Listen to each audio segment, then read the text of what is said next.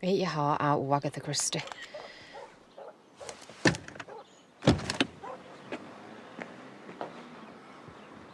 Hey, lost my earring. It's a bottomless pit in there. Locked my door. 2 minutes later, not sure if it's wide open. What you like? Screw your head on. Speaking of heads, can I have a word about Liam? All those extra hours he was doing before we transferred to the hospital. What about him? Was he there?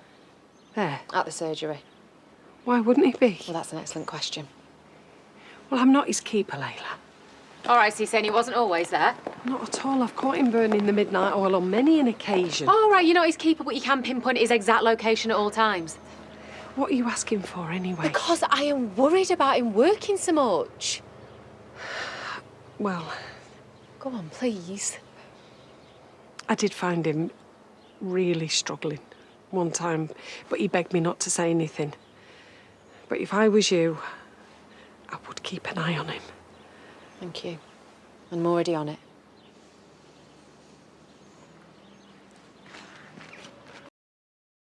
So today's revelation. Wendy knew that Liam wasn't coping at work but didn't mention it. Wendy, that actual nurse? Yep, sworn to secrecy, apparently. I mean, it's only my husband's mental health. It's no biggie, is it? Oh, thank goodness you're digging into this. Where are you, anyway?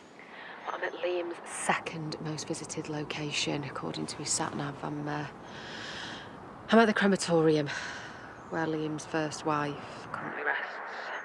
Oh. Yeah. So that's what he's doing.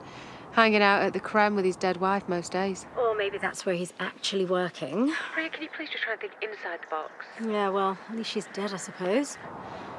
Yeah, right. What? I think he's here. Looks like he's leaving. Okay, we'll follow him. Yes, yes, I will.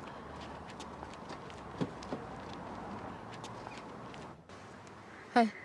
Well, where did he go? Shopping. Okay, well, that's good. That's better than the dead wife. Did you see what he bought? Yeah, he got a large spade, some bin bags, a hammer, and a pair of gloves. Right, so he's either planning a murder or... We're back where we started at the house. Again. He must be going to see Lara and then coming here to speak to Leanna every day by himself, and he'd rather lie about it than tell me. Leyla, you have to do something. I know. I will. See ya.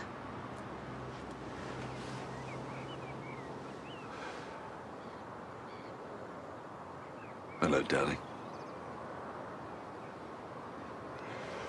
I visited your mother again today. Keep telling her sorry. Doesn't change anything. I just don't know how to shake it. This guilt. Just knowing that I let you both down so very badly that I'm here and you're not.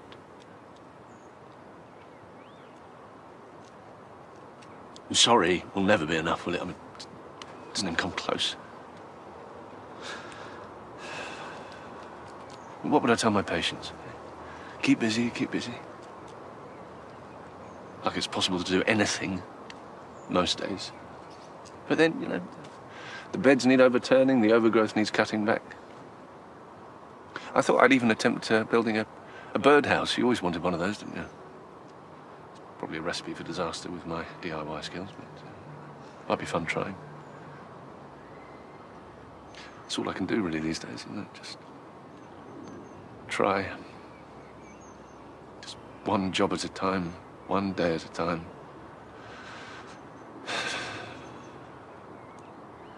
But it helps to be here.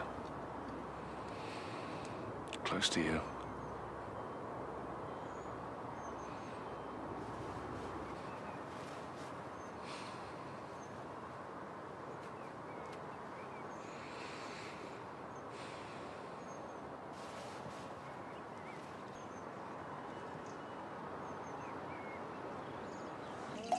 I suppose I kind of know what his grief routine is now.